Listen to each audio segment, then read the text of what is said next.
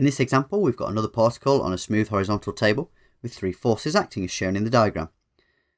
Like last time, we want to find the magnitude of the resultant force, but we also want to find the angle between the resultant and the 18 Newton force. So there are a couple of things that are different to the last example.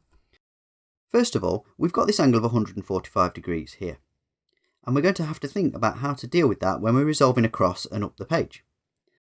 The second thing to notice is that the angle we want this time is between the resultant force and the 18 Newton force.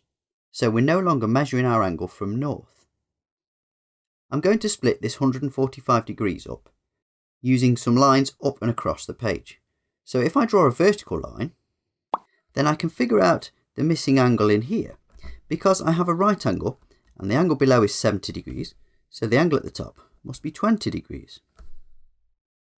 I'm also going to put a horizontal line where I have a right angle in here, and since the whole angle adds up to 145 degrees, I've got 90 plus 20 is 110. That leaves me with an angle in here of 35 degrees. Now that these angles are marked, I can resolve in two perpendicular directions. We'll start with the right. We've got a component of the 18 Newton force. We're crossing the angle, so that will be 18 cos 70. We've got a component of the 25 Newton force, again crossing the angle. And in the other direction, we have a component of the 7 Newton force, which is crossing the 35 degree angle. Putting all of that into our calculator gives us 19.0. We want to use that later, so we'll store it as A. Next, we'll resolve up the page.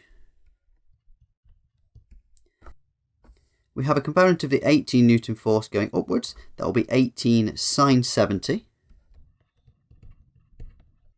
We have a component of the 25 Newton force going downwards. That will be 25 sine 42.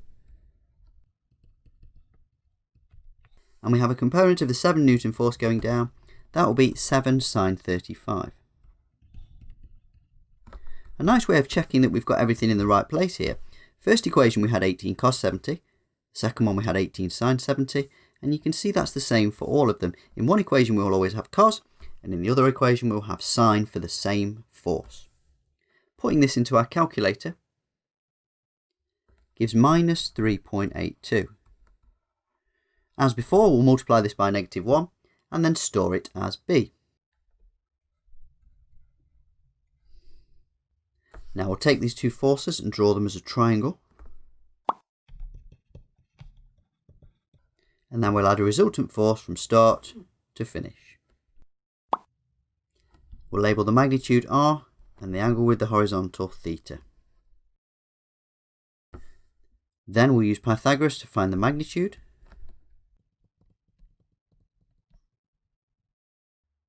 Which gives us 19.4 to three significant figures. To find theta, we're using opposite over adjacent, so tan theta equals 3.82 over 19.0.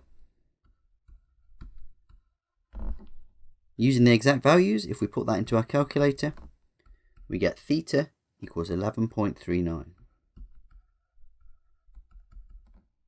Let's now draw this resultant force onto our original diagram. It's got an angle of 11.39 from the horizontal, which is less than this 42, meaning it will be roughly here, where this angle is theta.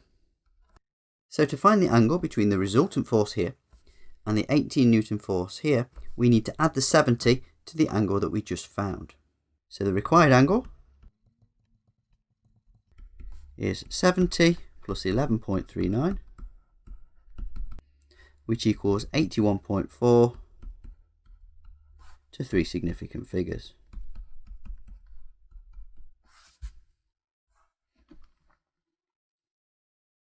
Now here's one for you to try. Pause the video, then come back and check your solution against mine. Welcome back, here's my solution. First of all, we'll deal with the large angle of 154 degrees, and by drawing a vertical line downwards, we can mark in this angle here. Since we have a straight line angle, 154 plus 26 would make 180. Next, we'll resolve to the right. We have 12 cos 38. A component of the 5 Newton force, 5 cos 63. And in the other direction, a component of the 9 Newton force where we're not crossing the angle. So 9 sine 26. Putting that into our calculator gives us 7.78, which we'll store as A. Next, we'll resolve up the page.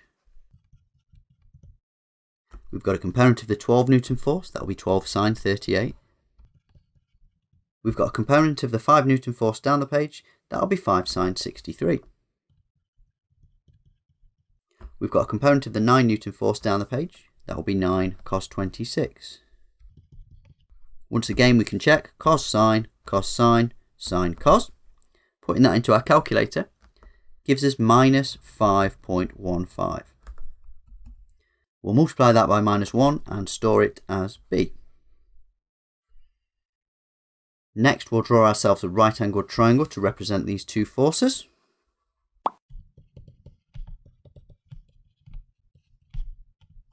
We'll use Pythagoras to find the magnitude, which gives us 9.33 newtons. Next, we'll use trigonometry. So tan theta is opposite over adjacent, giving us theta equals 33.5.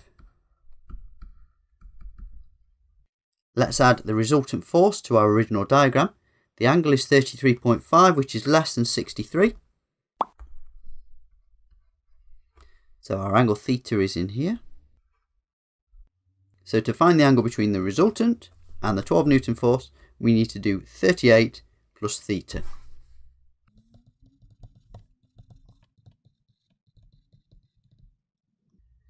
Which gives us 71.5 degrees.